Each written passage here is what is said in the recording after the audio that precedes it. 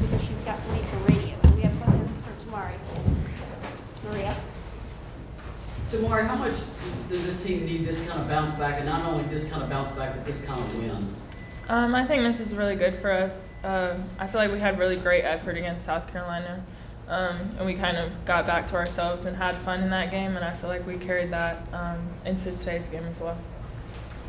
Cora? With the win, you guys locked up a 3 seed in the SEC tournament. How does it feel to be able to still finish out conference season strong after everything you guys kind of went through the last few weeks? Good. I mean, we had to push through adversity. I think that highlights our season so far. We've had a lot of things thrown at us, and we just continue to show that we can push through those. Tamari, I know you're not about individual awards, but you're now 12 blocks away from tying Candace Parker. I mean, that is a tremendous accomplishment. Can you just talk a little bit about that and how what that would mean if you were to become the #1 shot blocker in Tennessee history?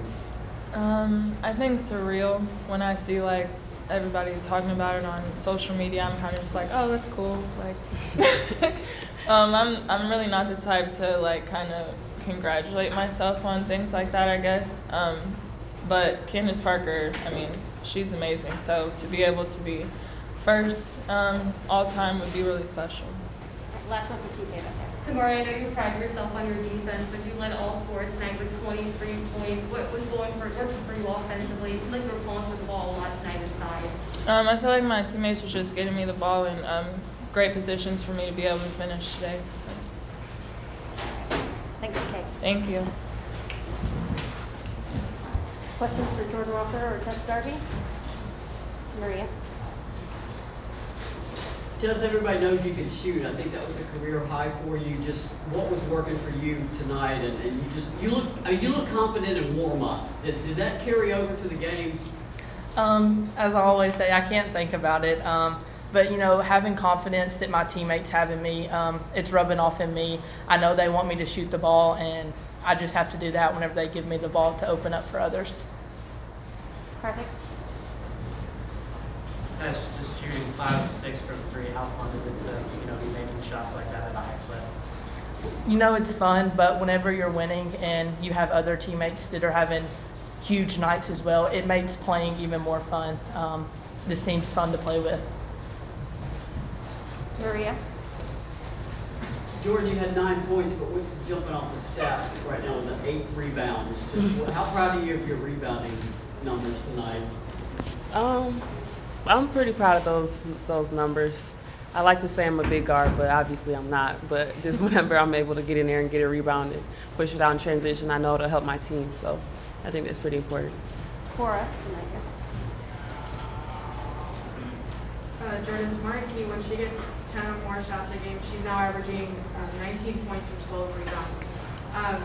What does that say about, when she's on, and as a point guard, what does that kind of like tell you in your head when you're playing with her on the court? As a point guard in my head, it just tells me that I need to push it up, whether it's kicking it ahead to get it in or, telling people look in, because I know when she catches it in the key, she's going to score it. So that's just really important for our team, especially just to open up the floor.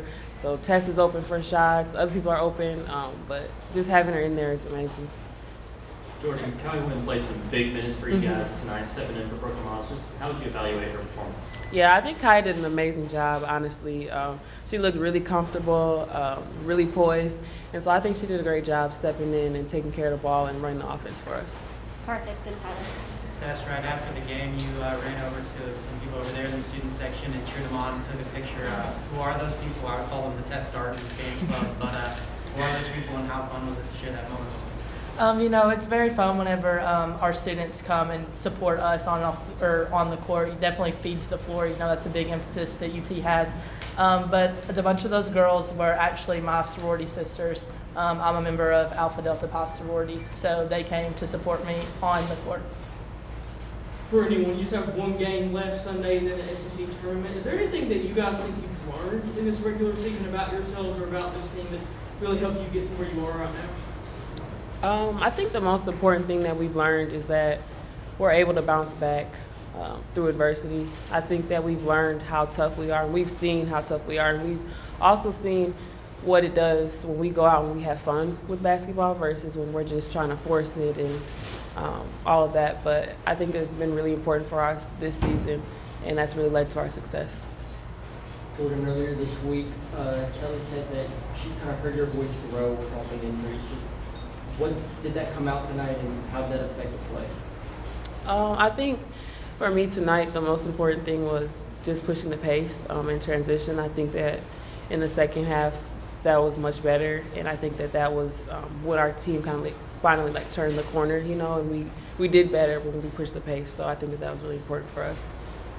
Maria. For both Jordan and Tess, when Tamari's blocking shots like that, I mean, you sometimes catch yourself watching just a little bit. You go ahead, I've been talking a lot.